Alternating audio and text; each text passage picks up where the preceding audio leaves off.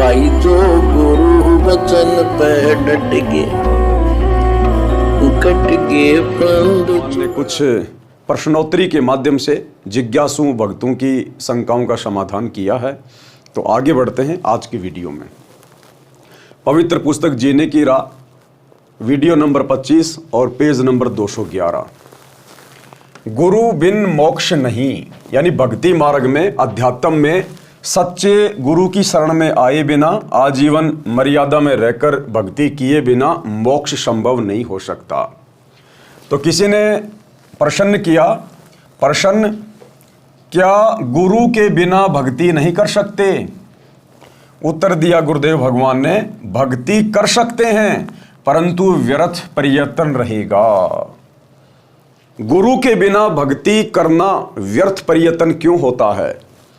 जिस प्रकार आपसे कोई बच्चा कहे, क्या स्कूल जाए बिना पढ़ाई नहीं हो सकती?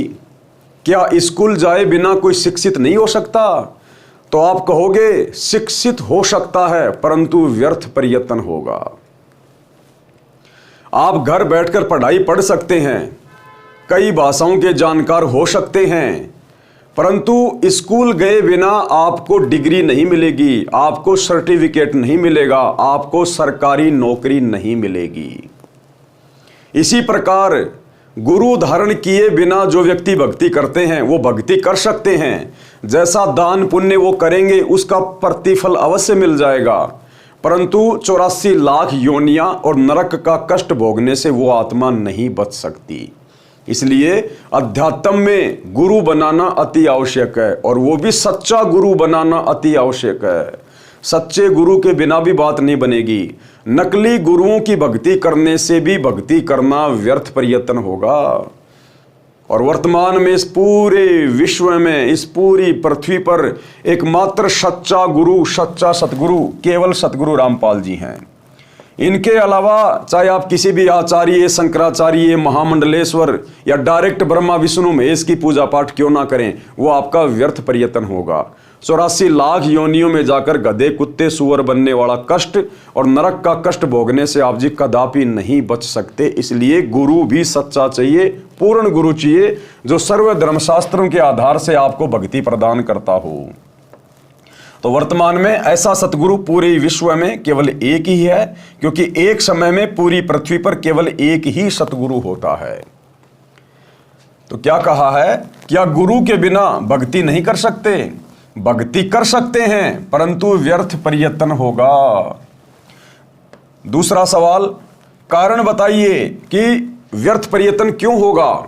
तो गुरुदेव ने उत्तर दिया, परमात्मा का विधान है जो सूक्ष्म वेद में कहा है, कबीर गुरु बिन माला फेरते, गुरु बिन देते दान, गुरु बिन दोनों निष्फल है, चाहे पूछो वेद पुराण। कबीर राम कृष्ण से कौन बड़ा, उन्हों भी गुरु कीन, और 3 लोक के वेदणी, गुरु आगे आधीन। भाई श्री रामचंद्र जी जो त्रेता युग में जन्मे थे, वो तो राजा के बेटे थे। उनको भला पढ़ाई पढ़ने के लिए गुरुकुल में जाने की क्या जरूरत थी? महर्षि वाल्मीकि जी के आश्रम में जाने की क्या जरूरत थी? वो तो राजा के बेटे थे, वो तो बिना गुरु के भी अपना सारा कार्य कर सकते थे। राजपाट तो उन्हीं को मिलना था, चाहे गुरु बनाओ ना बनाओ। यहां तो राजपाट मिल जाएगा, यहां तो आप सारी सुख सुविधा भोग लोगे जैसे तैसे करके, पाप कर्म करके, ऊंचे नीचे कुकर्म करके। परंतु ये शरीर छूटने के बाद जब धर्मराय के दरबार में जाओगे तो सबसे पहले आपसे यही पूछा जाएगा, आपने गुरु बना के भक्ति शुरू की या नहीं की? गुरु बनाया तो आपका गुरु कौन था, उसका नाम बताइए, वो अधिकारी था या नहीं था? क्या भक्ति की आपने, क्या भक्ति धन लेके आए? वहां पे ना किसी राजा की चलती, ना किसी उद्योगपति की चलती, ना वहां पर ब्रह्मा विष्णु महेश की चलती। वहां तो जैसा जीव ने कर्म किया है उसको वैसा ही परिणाम मिलता है। इसलिए गुरुदेव भगवान कह रहे हैं कि श्री रामचंद्र जी जो त्रेता युग में आए और द्वापर में श्री कृष्ण जी आए, जिनको आम हिंदू समाज भगवान मानता है, जब उनको भी गुरु धारण करके आध्यात्मिक दीक्षा लेनी पड़ी, उनको भक्ति करनी पड़ी, तो हम 2 कोटि के जीवों की क्या औकात जो बिना गुरु बनाए हम लोग स्वर्ग में पहुंच जाएंगे।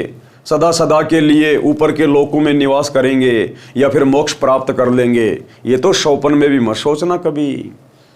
तो जब राम और श्री कृष्ण जैसे महापुरुषों ने गुरु धारण किए और भक्ति की, तो वर्तमान के 2 कोटि के कलयुगी जीव की भला क्या औकात। यदि गुरु नहीं बनाया तो सीधा सीधा लक 84 और नरक कुंड में डाला जाएगा।